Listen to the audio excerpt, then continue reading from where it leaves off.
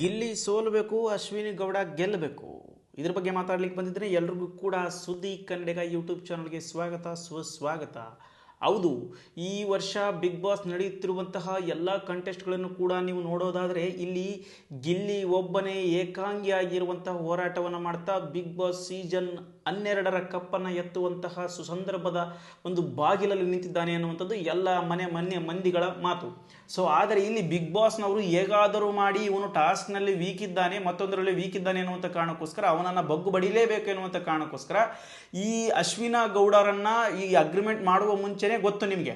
ಅಶ್ವಿನಿ ಗೌಡ ಅವರು ಬಂಗಾರದ ತಟ್ಟೆಯಲ್ಲೇ ಊಟ ಮಾಡಿದಂಥವ್ರು, ಅವರು ಈ ಬಿಗ್ ಬಾಸ್ಗೆ ಬರುವುದಕ್ಕೂ ಕೂಡ ಅವರು ಬರಲಿಲ್ಲ ಎನ್ನುವಂಥ ಸೂಚನೆ ಕೂಡ ಸಿಗ್ತಾ ಇದೆ. ಹಾಗೂ ಅವರನ್ನು ಒತ್ತಾಯಪೂರ್ವಕವಾಗಿ ಕರೆದಿದ್ದಾರೆ ಎನ್ನುವಂಥ ಮಾಹಿತಿ ಕೂಡ ಸಿಗ್ತಾ ಇದೆ.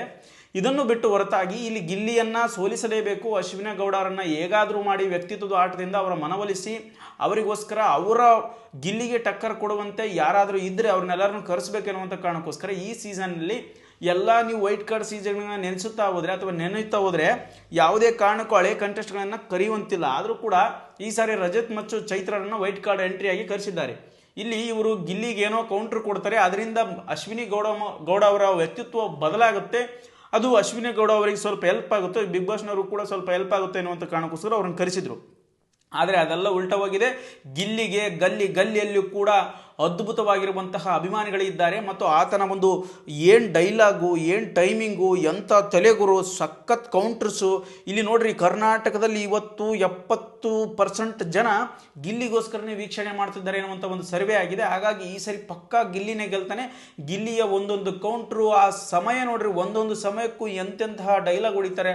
ಆ ಕಟ್ಟಪ್ಪನಿಗೆ ಚೂರಿ ಹಾಕಿದ್ದು ಅಥವಾ ಮತ್ತೊಂದು ಇದು ಶಿವಲ್ಲಿ ಅನ್ನುವಂಥ ಹಾಡಾಡಿದ್ದು ಇವರಿಗೆ ಕಳ್ಳಪುಟ್ಟಿ ಅವರಿಗೆ, ಸ್ಪಂದನ ಅವ್ರಿಗೆ, ಈ ರೀತಿಯಾಗಿ ಬಿಗ್ ಬಾಸ್ ನಡೀತಿರುವಂಥದ್ದು ಅದ್ಭುತವಾಗಿ ಹೋಗ್ತಾ ಇದೆ ಬಿಗ್ ಬಾಸ್. ಆ ಬಿಗ್ ಬಾಸ್ ಈ ಸರಿ ಪಕ್ಕಾ ಗಿಲ್ಲಿನೇ ಗೆಲ್ಲೋದು ಎನ್ನುವಂಥದ್ದು ಎಲ್ಲರ ಮನದಾಳದ ಮಾತಾಗಿದೆ. ಆದರೆ ನೀವು ಕೂಡ ಯಾರು ಗೆಲ್ಲಬೇಕು, ಯಾವ ರೀತಿ ಗೆಲ್ಲಬೇಕು, ಇದು ಸರಿನಾ, ಗಿಲ್ಲಿಗೆ ಗೆದ್ರೆ ಸರಿ ಆಗುತ್ತಾ ಅಥವಾ ಅಶ್ವಿನಿ ಗೌಡ ಅವ್ರು ಗೆಲ್ಲಬೇಕಾ ಅಥವಾ ರಕ್ಷಿತಾ ಅವ್ರು ಗೆಲ್ಲಬೇಕಾ ಎನ್ನುವಂಥದ್ದು ನಿಮ್ಮ ಅಭಿಪ್ರಾಯ ಆಗಿದ್ದಲ್ಲಿ ಖಂಡಿತವಾಗ್ಲೂ ತಪ್ಪದೆ ಕಮೆಂಟ್ ಬಾಕ್ಸ್ಗಳು ಹಾಕೋದ್ರ ಮುಖಾಂತರ ತಿಳಿಸಿ ಅಂತ ತಮ್ಮಲ್ಲಿ ಕೇಳ್ಕೊಳ್ತಿದ್ದೇನೆ. ಆದರೂ ಗಿಲ್ಲಿ ಎಲ್ಲೋ ಒಂದು ಕಡೆಗೆ ಟಾಸ್ಕಲ್ಲೂ ಕೂಡ ಸ್ವಲ್ಪ ಮುಂದೆ ಬರಬೇಕಿತ್ತು ಮತ್ತು ಆತನ ಮಾತಿನ ಚಾಕರ್ಯ ಇರ್ಬೋದು ಅಥವಾ ಚಾತುರ್ಯ ಆಗಿರ್ಬೋದು, ಆತನ ಒಂದು ಆಟಗಾರಿಕೆಯಲ್ಲಿ ಕೂಡ ತೋರಿಸಲಿ ಅಂತೇಳಿ ನಾವು ಕೇಳ್ಕೊಳ್ತಾ ಇದ್ದೇವೆ. ಹಾಗೂ ಪ್ರತಿ ಕ್ಷಣಕ್ಕೂ ಕೂಡ ಬಿಗ್ ಬಾಸ್ನಲ್ಲಿ ನಡೀತಿರುವಂತಹ ಕ್ಷಣಗಣನೆಗಳನ್ನು, ಬಿಗ್ ಬಾಸ್ನಲ್ಲಿ ನಡೀತಿರುವಂತಹ ಒಂದು ಟಾಸ್ಕ್ಗಳ ಬಗ್ಗೆ, ಬಿಗ್ ಬಾಸ್ನಲ್ಲಿ ನಡೀತಿರುವಂಥ ಅಪ್ಡೇಟ್ ಬಗ್ಗೆ ನಾನು ನಿಮಗೆ ಮಾಹಿತಿ ಕೊಡ್ತಾ ಇರ್ತೀನಿ. ದಯವಿಟ್ಟು ನಮ್ಮ ಚಾನಲ್ಗೆ ಹೊಸಬರಾಗಿದ್ದರೆ ಸಬ್ಸ್ಕ್ರೈಬ್ ಮಾಡಿ ಮತ್ತು ಲೈಕ್ ಮಾಡಿ ಮತ್ತೊಂದು ಶೇರ್ ಮಾಡಿ. ನಿಮ್ಮ ಆಶೀರ್ವಾದ ನಮ್ಮ ಮೇಲೆ ಇರಲಿ ಅಂತ ಕೇಳ್ಕೊಳ್ತಾ ಇವತ್ತಿನ ಒಂದು ಕಾರ್ಯಕ್ರಮ ಮುಗಿಸ್ತಾ ಇದ್ದೇನೆ. ಧನ್ಯವಾದಗಳು. Thank you.